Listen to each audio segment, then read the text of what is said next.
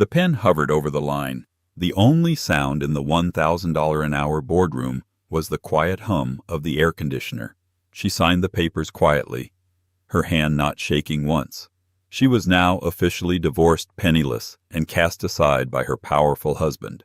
He smirked, watching her walk out of the Park Avenue law firm with nothing but her handbag. But he didn't see the black Maybach that slid to the curb seconds later. He didn't see her get in. And he couldn't imagine that just 30 minutes later she would be sitting beside a secretive billionaire in his private jet, finalizing a plan that would destroy the very empire her ex-husband just fought to keep. The pen was a heavy, obnoxious thing. A solid gold Mont Blanc, the kind her husband Mark would buy in sets of 5 simply because he could. He'd slid it across the vast polished mahogany table with the same dismissive flick of the wrist he used to signal a waiter. "Well, Alice?" Mark said, his voice smooth and dripping with a victor's condescension.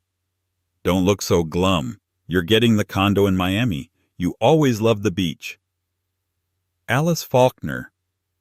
"No," she corrected herself. Alice Tierney was her name before this, and it would be her name after. Looked at him. She didn't look at his eyes, which were a cold, satisfied blue. She looked at his tie knot, a perfect tight Windsor chosen to intimidate. Beside him, his lawyer, a shark in a $5,000 Armani suit, shuffled his papers, eager to move on to his next billing hour. Alice's own lawyer, a weary public interest attorney Mark had sneered at, gave her a small, sympathetic nod. The room was the definition of corporate power. Floor-to-ceiling windows overlooked Central Park, but the glass was so thick it seemed to trap the silence, making it heavy and suffocating. This was Mark's world. A world of glass towers, silent handshakes, and brutal, quiet victories. Today, he believed, was one of those victories. "He's being generous, Alice," Mark's lawyer purred, gesturing to the final page. "Given the circumstances." The circumstances were the fabricated photos of her having lunch with a male friend from college, twisted by Mark's private investigators into an affair. It was a lie, but a lie Mark had wielded with surgical precision to paint her as the unfaithful party, isolating her from their social circle and voiding the prenuptial agreement. Mark got the Hamptons estate. He got the Park Avenue penthouse they were currently in. He got the art collection, the stock portfolio, and Faulkner Holdings, the company he had built. He always said, "from the ground up," conveniently forgetting the $10 million seed money from Alice's inheritance. She was left with a condo she never liked and a one-time payout so small it was a public insult. Alice picked up the pen. She looked at the final signature line. Alice Faulkner. She remembered the nights she'd spent tracing the lines of his company's finances, the nights she'd listened to him brag on the phone about his creative accounting and how he was burying a competitor with a new patent. He'd always dismissed her. "Don't worry your pretty little head about it, darling. Just make sure the catering for the gala is perfect." She'd stopped worrying. She'd started listening. She'd started remembering. "Alice, we don't have all day." Mark sighed, checking his Rolex. Alice met his gaze. Her face was perfectly, devastatingly blank. She didn't cry. She didn't rage. She didn't beg. That she knew was what disappointed him the most. He wanted tears. He wanted a scene. He wanted to walk out of this room telling his lawyer how hysterical she was. She gave him nothing. She uncapped the pen. The click was loud in the tomb-like room. Her hand was perfectly steady. She signed her name. But she didn't sign Alice Faulkner. With a clear, defiant stroke, she signed Alice Tierney. Mark scoffed. "A little late for that, isn't it?" She capped the pen and placed it precisely in the center of the table. She stood up. Her dress was a simple beige sheath, worth less than the shoes Mark's lawyer was wearing. "Thank you for your time, gentlemen," she said, her voice clear and calm. She turned and walked to the door. "Oh, and Alice," Mark called out, his voice already bored, already moving on. "Don't bother calling my driver. He's busy. I'm sure you can find a cab." Alice paused at the door, her back to him. "I'm sure I will." She walked out of the office through the marble lobby of the skyscraper and past the security guards who already looked through her as if she were a ghost. She stepped out onto the sidewalk of Park Avenue. The October air was sharp and the noise of the city hit her like a physical blow. She was divorced. She was by Mark's standards ruined. She took a deep breath, clutching the thin strap of her handbag. For the first time in 10 years she was free. She stood at the curb for exactly 30 seconds. Mark's black Bentley, which had been waiting, pulled away from the curb, deliberately accelerating through a puddle of gutter water splashing the back of her legs. Alice didn't flinch. She simply watched it go. A moment later, a car so black it seemed to absorb the daylight pulled up to the curb, gliding to a silent stop directly in front of her. It wasn't a Bentley. It was a Maybach S680, a car synonymous with old money and absolute understated power. The rear window lowered, revealing nothing but shadow inside. The driver, dressed in a crisp, dark gray uniform, stepped out. He was tall, with a military bearing. He held the door open for her. "Ms. Tierney," he said, his voice polite and firm. "Mr. Knight is expecting you." Alice looked at the man, then at the opulent waiting interior. She didn't know a Mr. Knight, but her old lawyer had told her, "A car will be waiting, trust the driver, trust the name." She got in. The door closed with a muted vault-like thud, sealing out the entire world. The interior of the Maybach was less like a car and more like a private lounge. The leather was the color of rich cream, and the ambient lighting was a soft, calming amber. There was no sound from the New York traffic outside. It was as if she had entered a different dimension.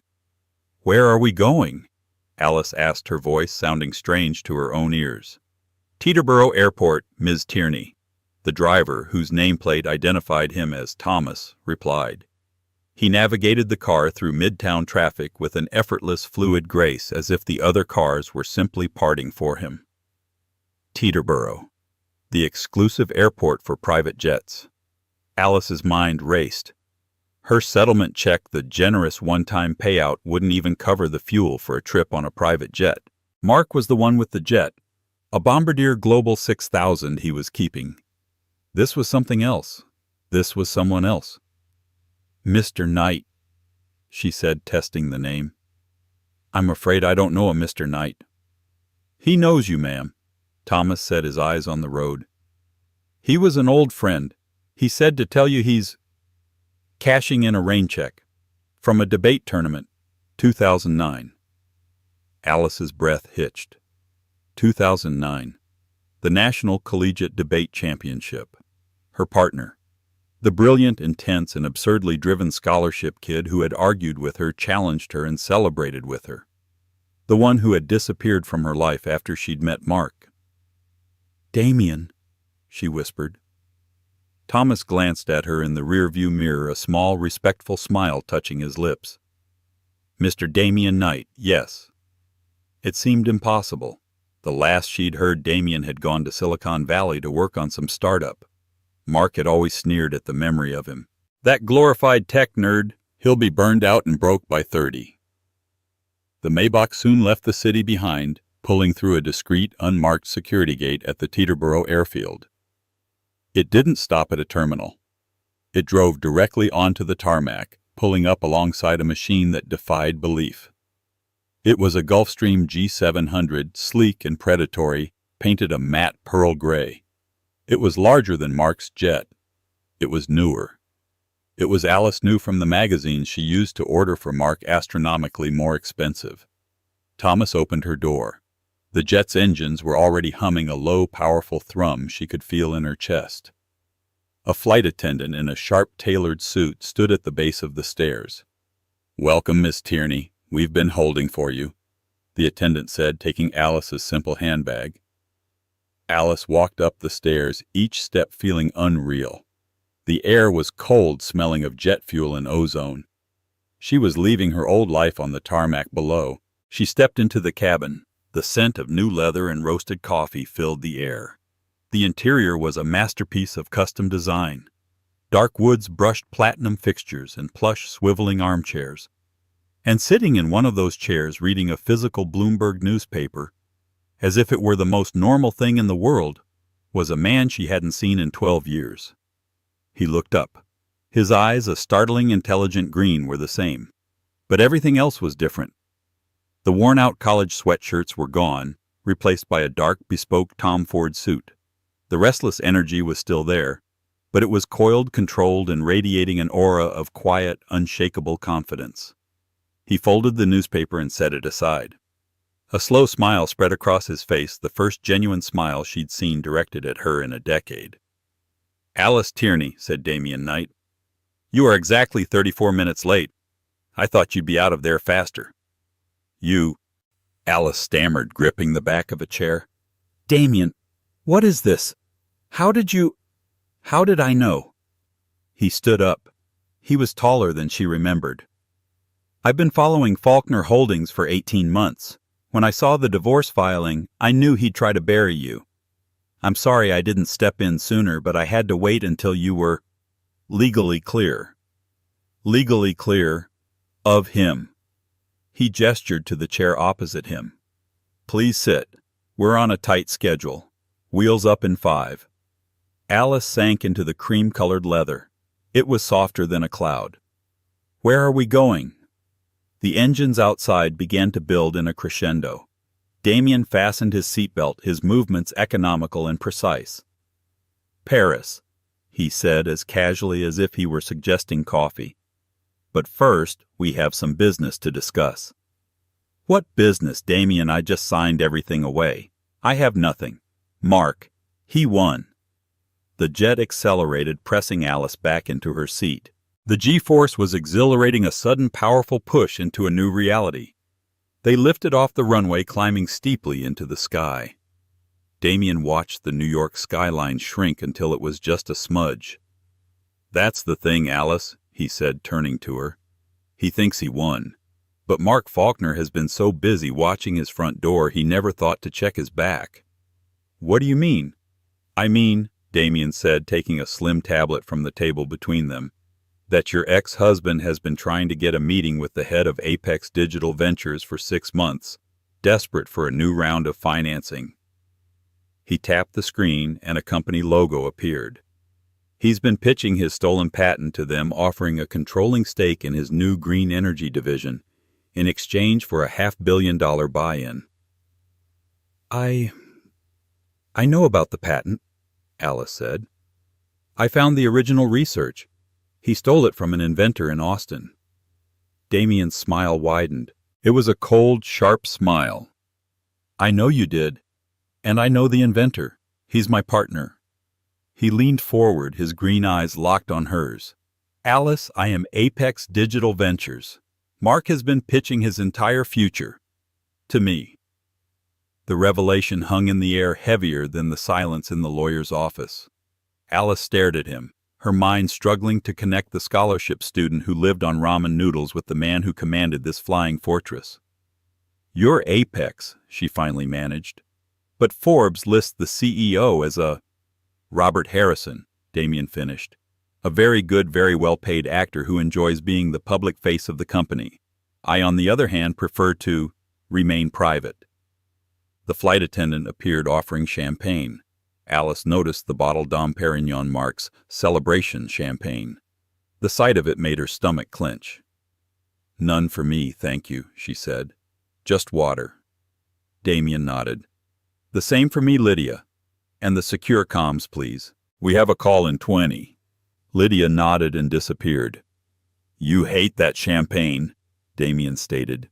It wasn't a question. "How do you know that?" "I've been keeping tabs, Alice. Not just on Mark.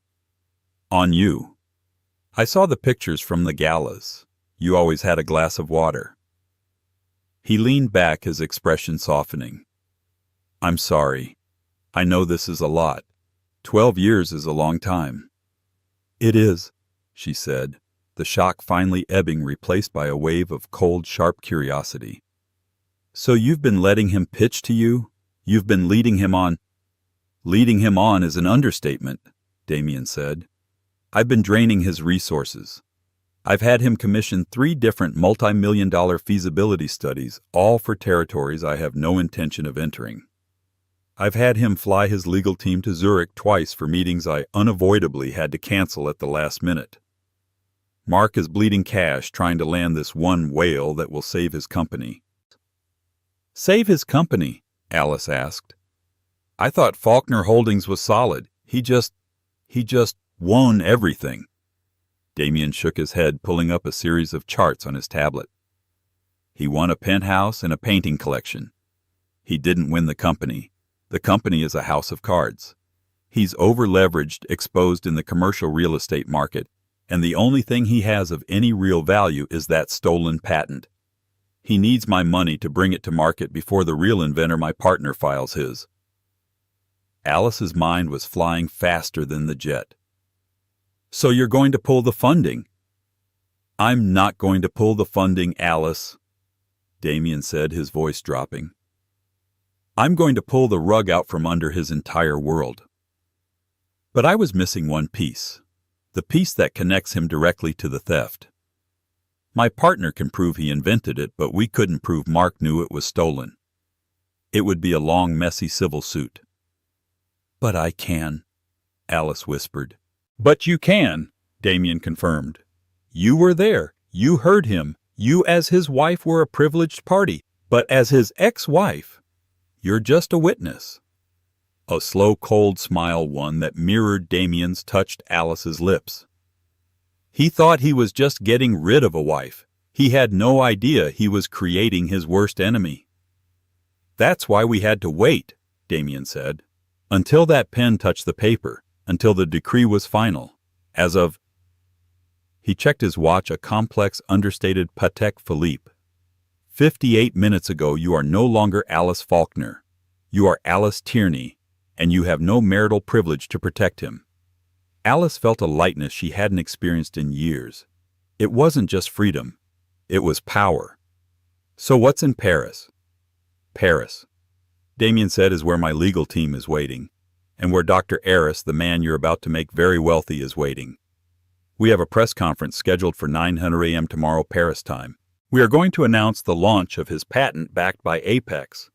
And at the same time, we are filing a $500 million lawsuit against Mark Faulkner for industrial espionage and intellectual property theft. He'll fight it, Alice said. He'll bury you in paperwork. He would, Damien agreed, if he had any money left to pay his lawyers. Alice looked at him confused. What do you mean? Damien's smile faded, replaced by an intensity that was almost frightening. Mark thinks I'm his only problem. He's wrong. He turned the tablet to face her. He thinks he's just in a mild liquidity crunch. He doesn't know why. He thinks it's the market. He pulled up another file. It was a list of Shell Corporation's bond holdings and outstanding debts.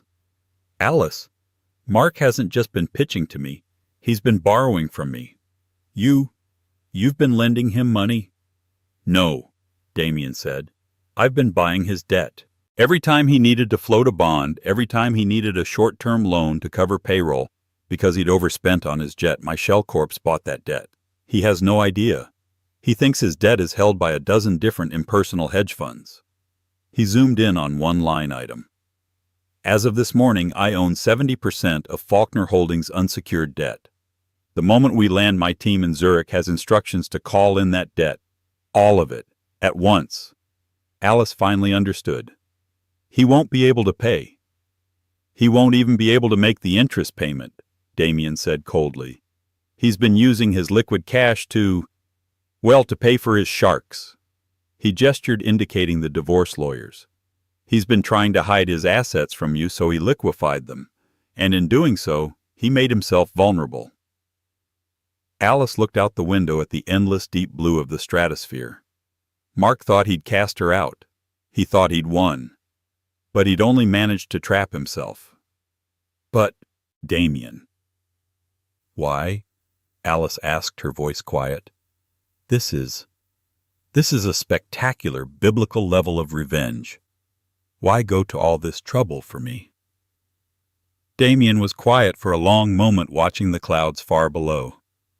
Because Alice, in college, you were the only person who ever believed in me. You co-signed the loan for my first server. You told me I wasn't crazy for thinking I could build what I built. He met her gaze. And because I've spent the last 12 years watching that parasite dim your light. Mark Faulkner didn't just steal a patent. He stole you. I'm just here to help you take yourself back. With interest. The secure phone on the table buzzed. Damien picked it up. It's time, he said to Alice. Are you ready to make a statement? Alice took a breath. She thought of the cold office, the gold pen, the splash of gutter water. Yes, she said. Put them on. While Alice and Damien were crossing the Atlantic, Mark Faulkner was celebrating. He was back in his penthouse, the one he had protected from Alice. He'd changed into a casual cashmere sweater and was pouring himself a glass of Macallan 25. His COO, a man named Robert, was sitting on the $100,000 sofa grinning. I have to hand it to you, Mark, Robert said, accepting his own glass. Clean. Fast. She didn't even put up a fight. That new lawyer of yours is a butcher. You get what you pay for, Mark said, smirking. He swirled the amber liquid, admiring the view. She was a liability. All she did was spend money and ask stupid questions. Now we're lean. We're focused. As soon as this Apex deal closes, we'll be untouchable. Any word from Harrison? Robert asked. I got a text from his assistant while I was in the meeting. Mark said, pulling out his phone. He's deeply impressed with the final numbers. He's forwarding them to his board. He's just a puppet, but he's a useful one. The real money man behind Apex, whoever he is smart. He knows a winner. Mark raised his glass. To winning! To winning, Robert echoed. Mark's personal cell phone rang, the one he used for his brokers. He answered it, still smiling. David, tell me good news. The smile vanished. What do you mean, frozen? Mark demanded, his voice dropping an octave. What margin call? On what? Robert sat up, his drink forgotten. That's impossible, Mark snarled. That debt isn't due. Which creditor? Zurich Financial. I don't have anything with them. A consortium. What damn consortium? Put it on the screen. Now. Mark stalked over to his home office setup, hitting a button. A large screen descended from the ceiling, lighting up with his portfolio. It was a sea of red. My God, Robert whispered, standing beside him.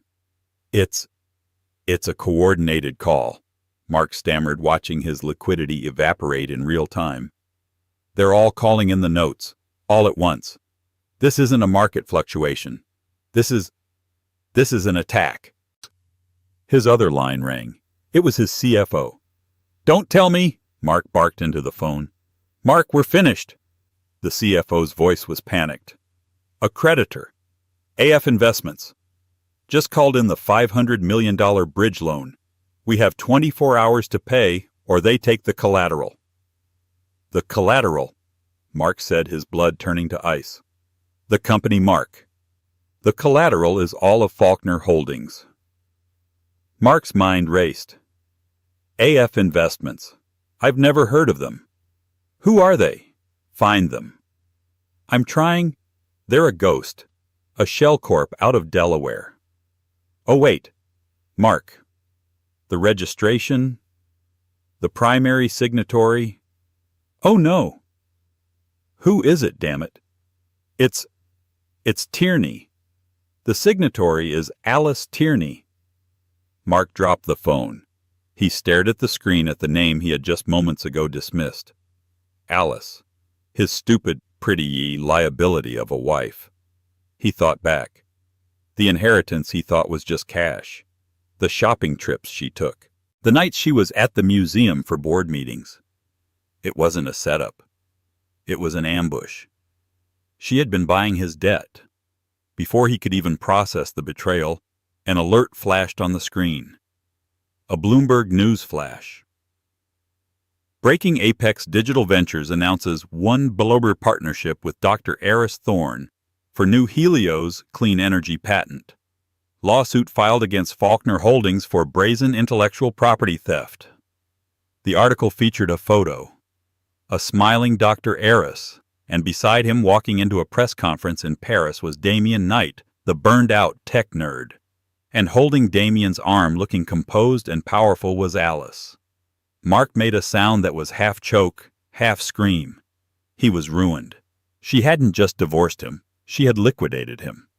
The morning light in Paris was soft and golden, a stark contrast to the harsh, sterile world of Mark's boardroom.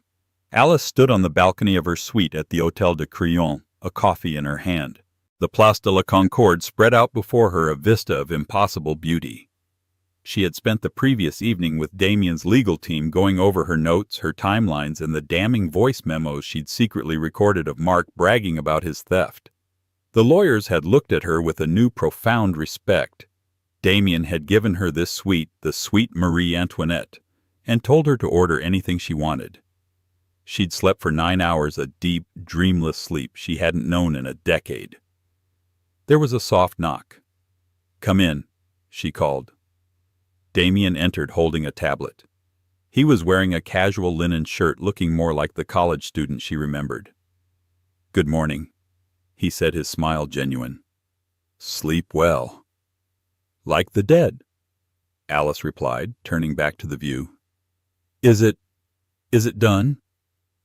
"Faulkner Holdings is in receivership as of an hour ago," Damien said, joining her at the balcony. "The board has fired Mark. Your AF Investments, which by the way was brilliant, is now the primary creditor. You essentially own him, or what's left of him."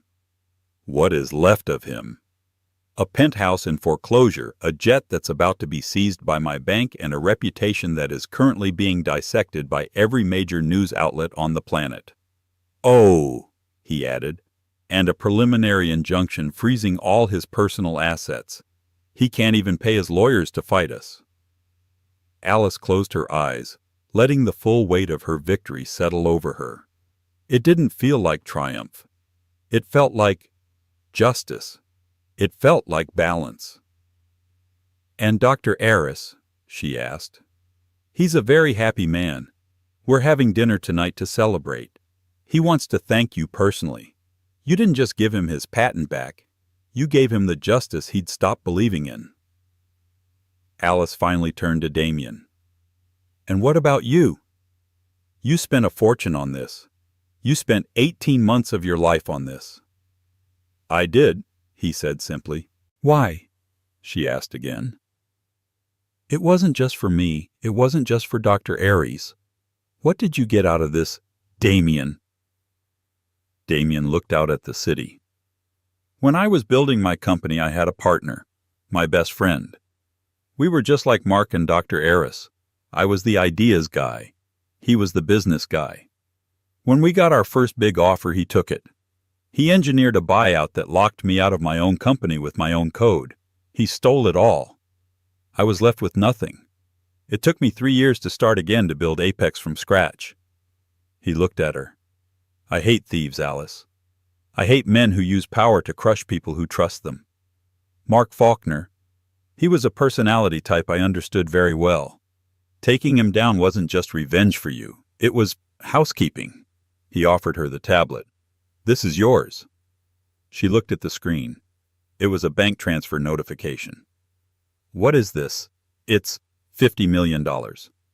"That's your fee," Damien said. "As the primary partner in the recovery of the patent, that's your percentage. It's just the start.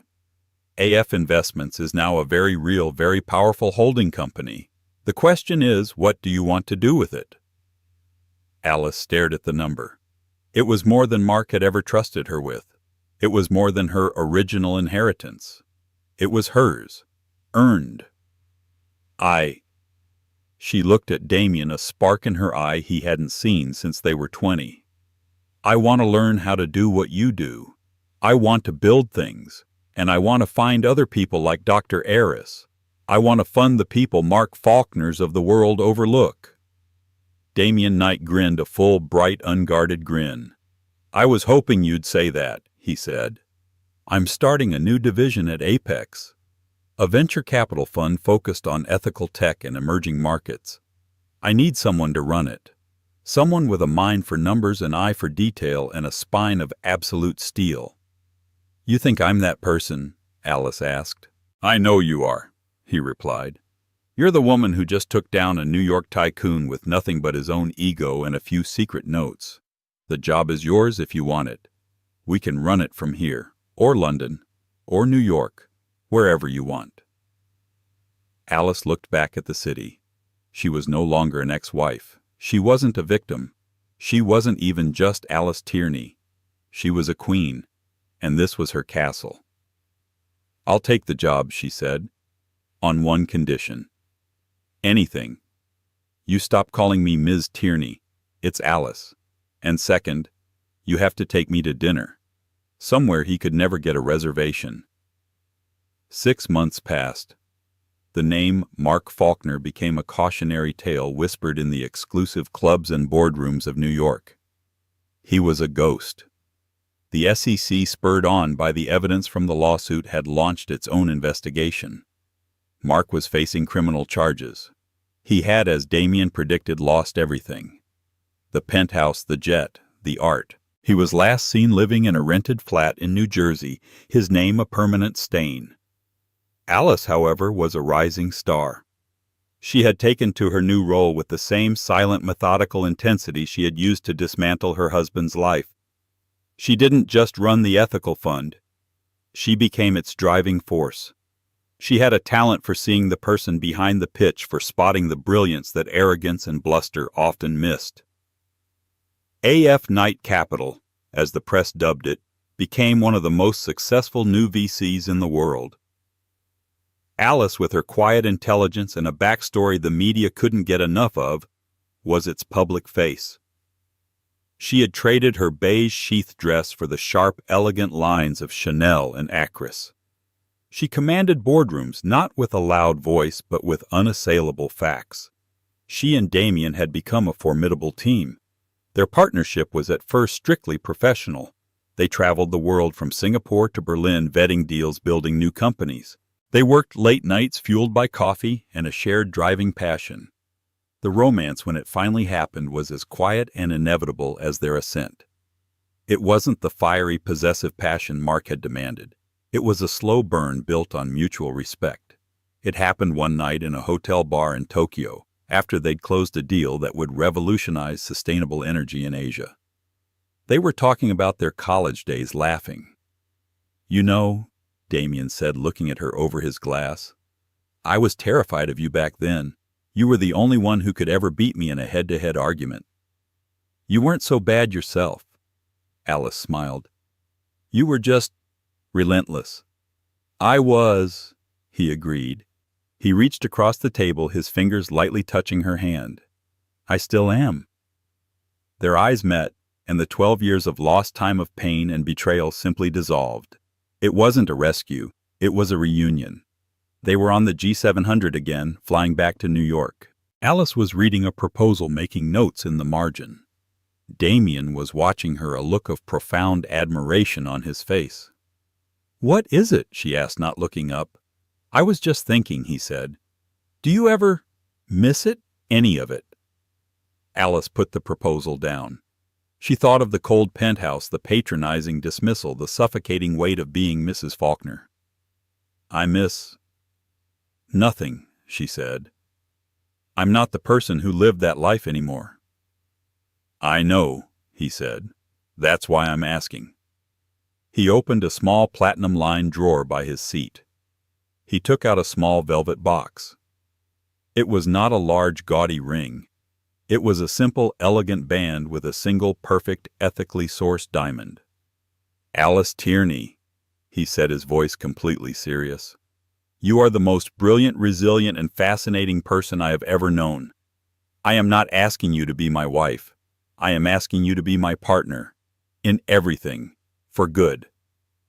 Alice looked at the ring, then at his face. This wasn't a man trying to own her. This was a man asking to stand beside her. She smiled. "Damien Knight, I thought you'd never ask." The air in Davos was thin and sharp-tasting of snow and old money. A year to the day after she had walked out of Mark's life, Alice Tierney stood backstage not in a beige sheath dress, but in a tailored Armani suit, the color of a winter sky. The fabric was a quiet armor, a physical representation of the woman she had become. She was no longer a ghost in someone else's life. She was the most anticipated keynote speaker of the World Economic Forum. She rolled her wrist, feeling the comforting solid weight of the Patek Philippe Damien had given her. It wasn't a gift of possession. It was a mark of partnership. "A watch for the woman who has taken back her time," he'd said. "You're nervous," a quiet voice said beside her. Damien Knight, looking infuriatingly relaxed in a dark turtleneck and blazer, handed her a bottle of water. He was, as far as the world was concerned, the reclusive titan behind Apex. But here in this small shadowed space he was just her partner. "I'm not nervous," Alice replied, taking a small sip. "I'm cataloging. There are 3 bankers from Credit Suisse in the front row who turned me down for a personal line of credit 2 years ago. The Minister of Finance for Germany is in seat 4B. He needs our green tech fund. And—" she smiled faintly. "Robert, my ex-husband's former COO, is in the 10th row. He's working for Bain Capital now. He looks like he hasn't slept in a week." Damien chuckled, a low, warm sound. "So not nervous, just preparing your lines of fire. That's my girl." He touched her elbow. "They're waiting for you, Alice. Go show them what an empire really looks like." A coordinator with a headset spoke her name. "Ms. Tierney in 5. Alice nodded. She looked at Damien. The love she felt for him was a different creature from the suffocating, desperate affection she'd had for Mark. This was a clean, bright, powerful thing forged in respect. "See you on the other side," she said. "I'll be the one clapping the loudest," he promised. She stepped from the darkness into a blinding wall of light. The auditorium was vast, a sea of the world's most powerful and influential people. A year ago these faces would have looked through her at a gala. Today they were silent, their attention fixed, laser-sharp on her. In the front row, Damien caught her eye and gave a small, encouraging nod. He was flanked by a Japanese tech billionaire and a French prime minister, both of whom he was politely ignoring in favor of watching her. Alice walked to the center of the stage, her heels clicking with a steady, confident rhythm. She stood at the lectern, but didn't grip it. She let her hands rest at her sides. She was not here to plead, to defend, or to prove. She was here to declare. "Good morning," she began. Her voice was clear and resonant, carrying across the silent hall. "My name is Alice Tierney, and I am the co-founder of AF Knight Capital." She paused, letting the name settle. The AF was a private joke, after Faulkner. "For most of my adult life," she continued, "I was taught to believe that power is something you take, that it is a zero-sum game. A victory for one must by necessity be a loss for another. For 10 years I lived in a world defined by that belief. I had a front-row seat to an empire built on that principle. An empire built on what could be taken, what could be stolen, and who could be diminished in the process." In the 10th row, Robert shifted in his seat, his face pale. I watched a man build a fortress of glass and steel around himself, believing that was strength. I watched him trade in assets in companies and in people, believing that acquisition was success. But a fortress, I learned, is not a symbol of power. It is a symbol of fear. And what you take can just as easily be taken from you. A ripple of understanding, of nervous murmuring, went through the crowd. They all knew her story. The Wall Street Journal had run a 6-page exposé titled, "The Quiet Coup: How Alice Tierney Walked Away with an Empire." That empire, Alice said, her voice dropping, is gone. It collapsed as all houses built on a rotten foundation must. It fell because it was hollow. It was built by a man so terrified of losing what he had, he never stopped to build anything of value. She moved from behind the lectern, walking closer to the edge of the stage, her presence holding every person captive. "True power," she declared, "is not something you take. It is something you build. It is not a fortress to protect yourself. It is a bridge to connect with others. When we founded AF Knight Capital, we did so on one simple guiding principle. We do not invest in killer apps. We invest in builders. We do not look for disruptors who wish to tear down.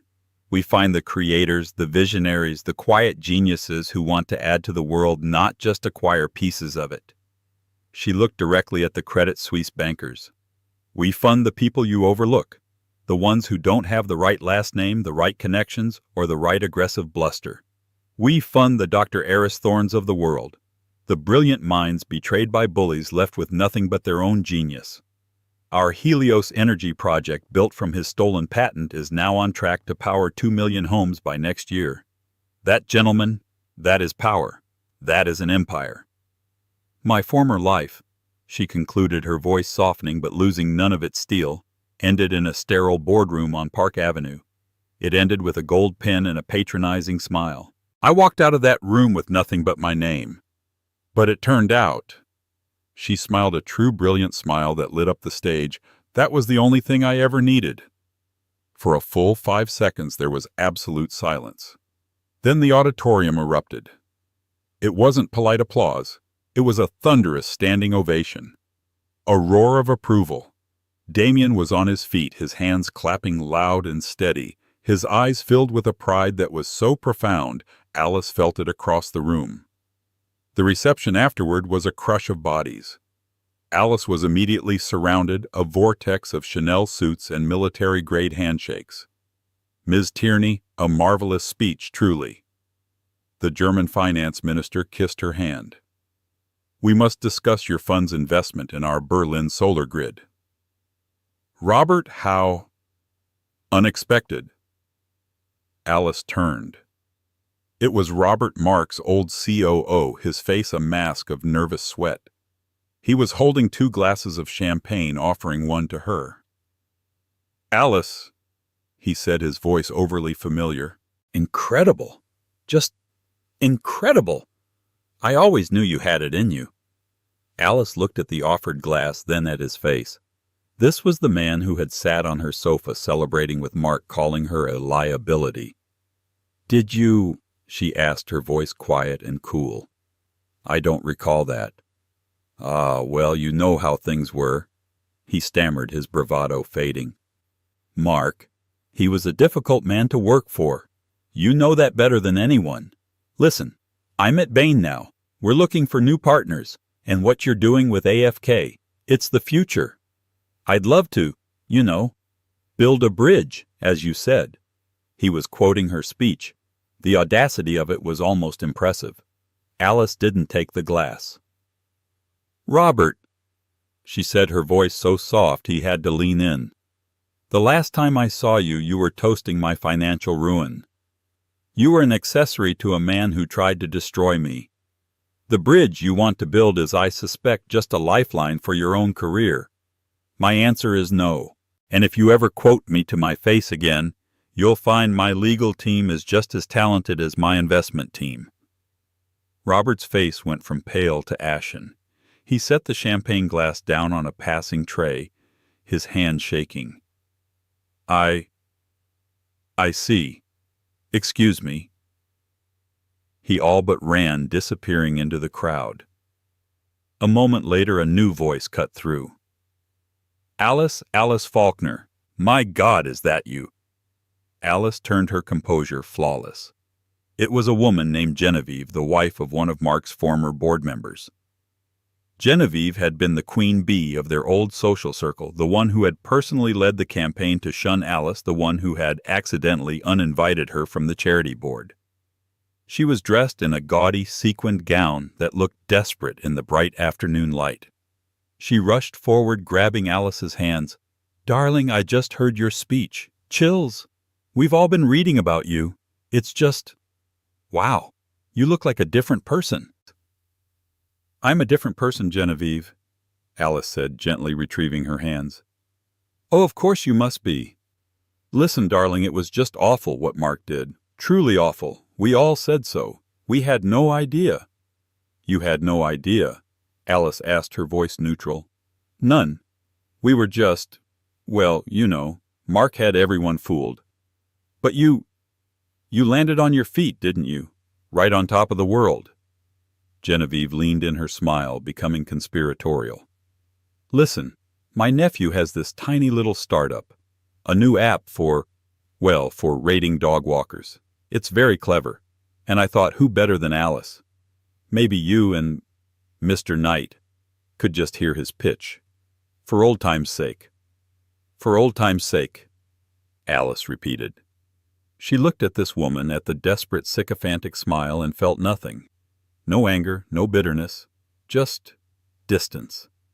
It was like looking at a creature in a zoo. Genevieve. Alice said, the last time we spoke you told me I was no longer a fit for the Children's Literacy Fund. You were right. I wasn't. And your nephew is not a fit for mine. I have to go. She turned, leaving Genevieve with her mouth open, and walked straight to Damien, who was waiting by the door. He held out his arm. Had enough of your adoring public. And my former fan club, Alice said, taking his arm. Let's go home. Home was a sprawling glass and timber chalet perched on the side of a mountain with a view that looked like it had been stolen from a postcard. The G700, their original chariot, had brought them, and it waited at the private airfield below. They were in the chalet's main room, a fire roaring in a massive stone hearth. The snow was falling heavily now, cocooning them in a world of white and silence. Alice had changed into a soft cashmere sweater, and she was curled on the sofa, her head in Damien's lap. He was running his fingers through her hair, and they were both silent for a long, peaceful time, simply decompressing. They were terrified of you, Damien said finally. They weren't terrified of me, Alice murmured. They were terrified of my power. There's a difference. Is there? He asked. You wield it well. I learned from the best. She smiled, looking up at him. Both the worst and the best. Damien's secure phone buzzed on the table.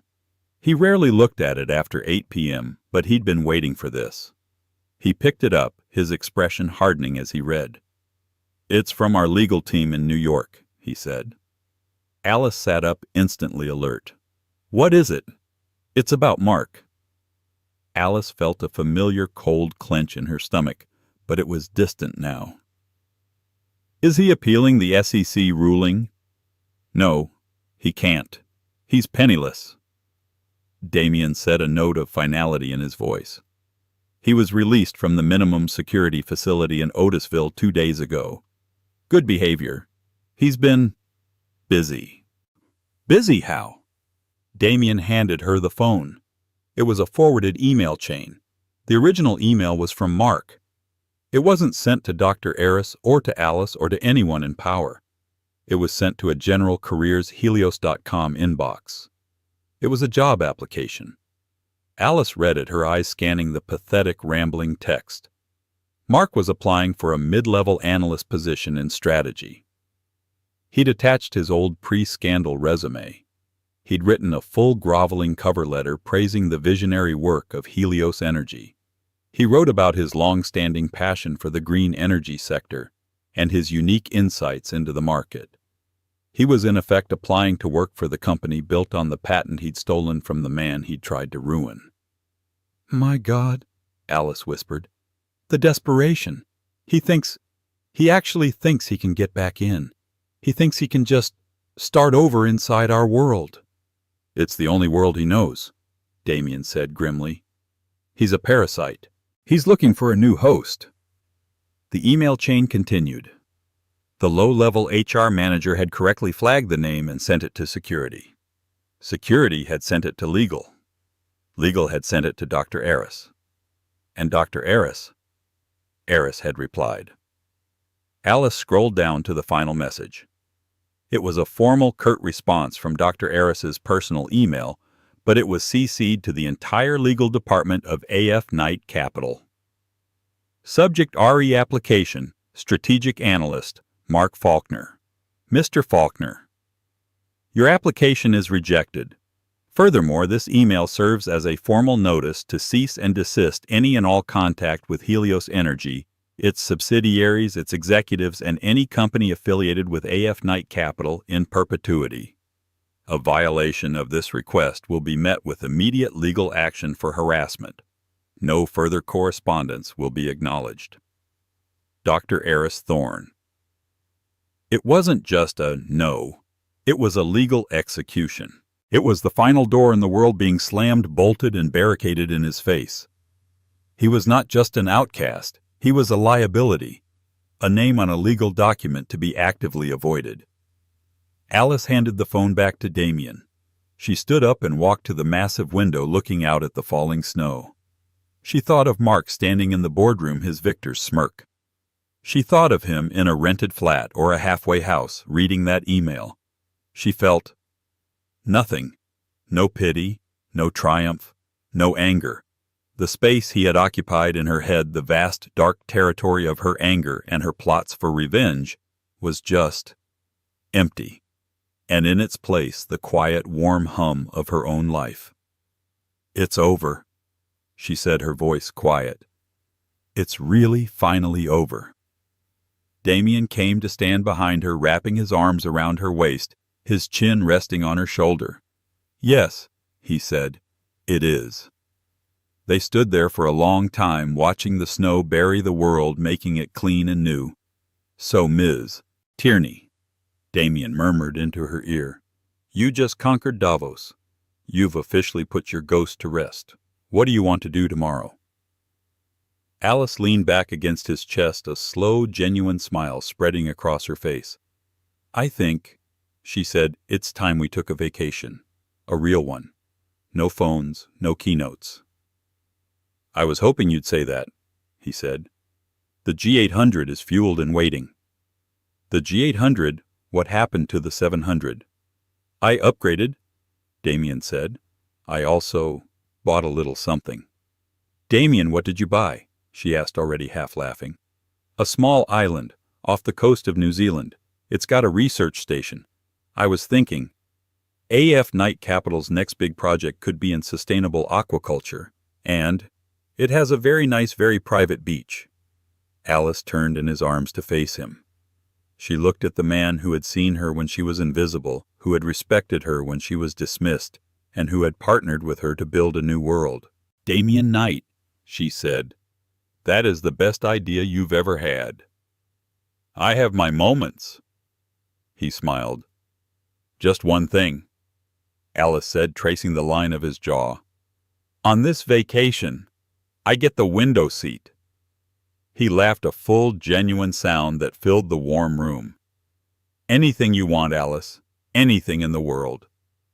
He kissed her, not with the fire of a new romance, but with the deep, abiding certainty of a forever partnership. Outside the snow fell, and inside the new empire built, not on theft, but on brilliance, was quiet and safe, and just beginning. The journey from a silent signature to a seat of power shows that the end of one chapter is often the explosive beginning of another. Alice's story is one of quiet strength, hidden intelligence, and the powerful justice that comes when you're underestimated. What was your favorite twist? Did you suspect Alice's secret plan? Or were you as shocked as Mark when the tables turned? Let us know in the comments below. We read every single one, and your ideas often inspire our next story. If you love this story of revenge and rebirth, please hit that like button, as it truly helps the channel grow. And if you haven't already, make sure you subscribe and ring the bell. We have so many more stories of drama, romance, and incredible twists coming your way, and you won't want to miss a single one. Thank you for your support. We'll see you in the next story.